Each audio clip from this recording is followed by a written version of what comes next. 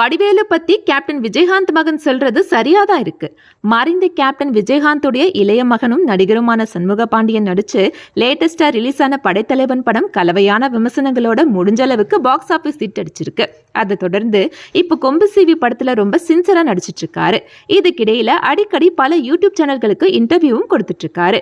அந்த வகையில லேட்டஸ்டா அவர் ஷேர் பண்ண விஷயம் ஆச்சரியத்தை ஏற்படுத்தியிருக்கு. அவர் பேசும்போது எங்க சொந்த மாமாவை எப்படி பார்த்தோமோ அதே மாதிரி தான் நாங்க வடிவேலு மாமாவை சின்ன வயசுல பார்த்தோம். ஆனா அவர் எங்களை ஏமாத்திட்டு போயிட்டாரு. அந்த சின்ன வயசுலயே துரோகத்தை பார்த்துட்டோம். அதனால இப்ப யார் என்ன செய்தாலும் கவலை இல்லைன்னு பேசியிருக்காரு Shanmuga Pandian. Actually captain Vijayakanth personally officially பலருக்கு உதவி செய்திருக்காரு.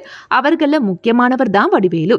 சின்ன கவுண்டர் படத்தை தொடர்ந்து அவருக்கு பல பட வாய்ப்புகள் கிடைக்க காரணமே கேப்டன் விஜயகாந்த் தான் பலர் சொல்லி கேள்விப்பட்டிருப்போம். ஆனா அரசியல்ல அவர் காலடி எடுத்து வச்சதும் வடிவேலு அவருக்கு எதிராக களமிறக்கப்பட்டாரு.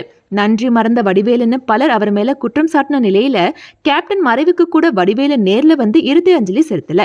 பல வருஷங்கள் கழிச்சு வடிவேலு பத்தி சண்முக பாண்டியன் இந்த அளவுக்கு ஓப்பனா சொன்னது பேச்சு பொருளா மாறி போயிருக்கு.